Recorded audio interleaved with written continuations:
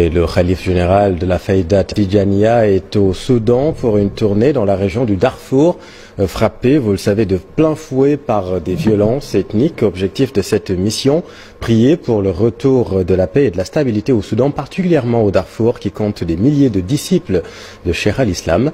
Le récit de Ibrahim Khan. De l'avion en terre soudanaise, Cheikh Mouhamadou Mahi Niasse a été accueilli par le ministre soudanais du développement social. Pour ce périple sous-tendu par la paix et la stabilité, le saint homme de Medina Baye a été reçu par le ministre soudanais de la Défense, mais également le porte-parole du gouvernement, avant de s'entretenir ce jeudi avec le président du Conseil de souveraineté de la transition, Abdel Fattah al-Burhan.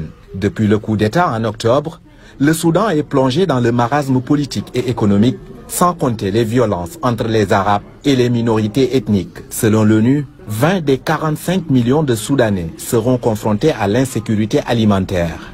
Rien que dimanche dernier, pas moins de 168 personnes ont encore été tuées au Darfour lors de heurts opposant des éleveurs arabes à des agriculteurs africains. Le Darfour, justement, la région privilégiée de cette tournée du khalife général de la Faïda Tidjaniya, par ailleurs président de l'Union islamique africaine. Samedi, Cheikh Mouhamadou Mahi Niasse, en compagnie de Cheikh Mahi Aliou Cissé, directeur de l'Institut islamique africain américain, porte-parole de la Faïda, et de plusieurs savants et cheikhs du Sénégal, se rendra à Djinina, première étape de la tournée dans la région du Darfour. Le saint homme va formuler des prières dans les différentes localités qu'il va visiter, des localités où l'on retrouve une forte concentration de disciples du vénéré Cheikh al-Islam. Une tournée qui prendra officiellement fin le 28 mai prochain, après l'étape de Seyala.